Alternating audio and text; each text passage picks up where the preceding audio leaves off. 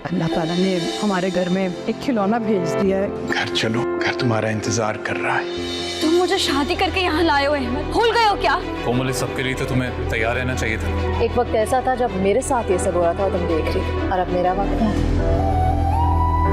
अस्सलामुअलैकुम viewers, airway digital और जियो के तमाम ड्रामास के नेक्स्ट एपिसोड्स की स्टोरीज़ को जानने के लिए हमारे चैनल को सब्सक्राइब करें, बेल आइकन को प्रेस करें ताकि हमारे आने वाली हर अपडेट आपको बआसानी और वक्त पे मिल सके। और हमारी हौसला अफजाई के लिए इस वीडियो को लाइक और शेयर ज़रूर करें। ड्रामा सीरियल धोखा के आने वाले एपिसोड में आप देखेंगे कि जब से अहमद को पता चला है कि कायनात अच्छा कमाने लगी है, तो अब वो सोच रहा है कि अच्छा कमाती है तो उसे अपने घर ले आऊँ। अपने पेरेंट्स को भेजेगा कि उसको घर ले आए ताकि हमारे घर में पैसे आएँ। वो किसी मोहब्बत में नहीं लेने जाते, बल्कि पैसों का लालच उन्हें मजबूर करता है कि वो एक अनचाही बहू को अपने घर लेकर आ जाते हैं। वहाँ जाकर वो कहते हैं कि ये हमारे घर की रौनक है और हम इसे घर ले जाने के लिए आए हैं। कायनात की माँ की जो मुश्किल ही हल हो गई होती है, वो बहुत ही ज़्यादा खुश होती है कि अब मेरी बेटी अपने घर की हो जाएगी और लोगों की बातें बंद हो जाएंगी। जैसे ये लोग घर पहुँचते हैं तो कोमल का मुँह तो खुला रह जाता है। वो हैरान हो जाती है। वो अहमद से कहती है कि तुम मुझे इस घर में ब्याह कर ले आए थे, ये तुमने क्या किया कि तुमने मुझसे पूछा भी नहीं हो, तुम इसे घर ले आए।